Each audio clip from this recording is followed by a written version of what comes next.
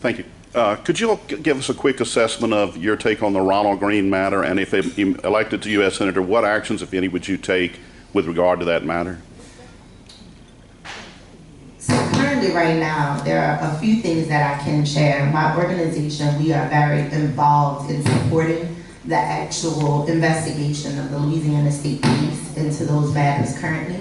One of the things that my organization works on is police brutality, specifically as it relates to incarcerated and formerly incarcerated women and girls. We have been partners with the ACLU for a long time on this matter and other matters.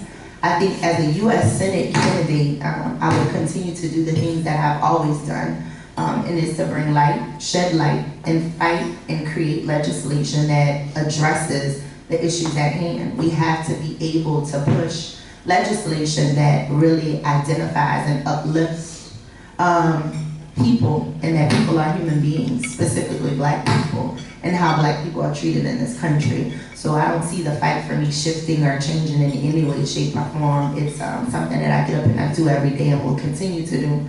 And Ronald Greene is someone who I already fight for daily.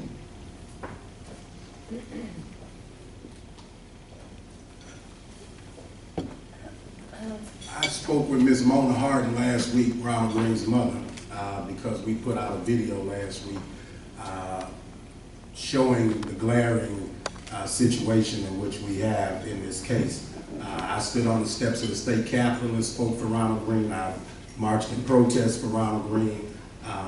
From a legislative perspective or the perspective as a U.S. Senator, I'd be pushing for the Louisiana State Police to be under consent decree.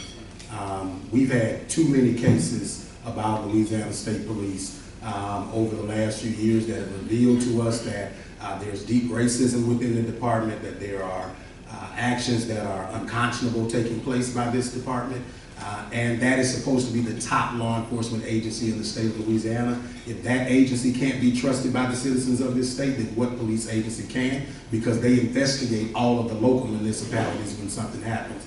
Ronald Greene is one glaring example, and the thing that I would challenge everybody else to ask is, if his name was Joe Burrow, how would you have felt?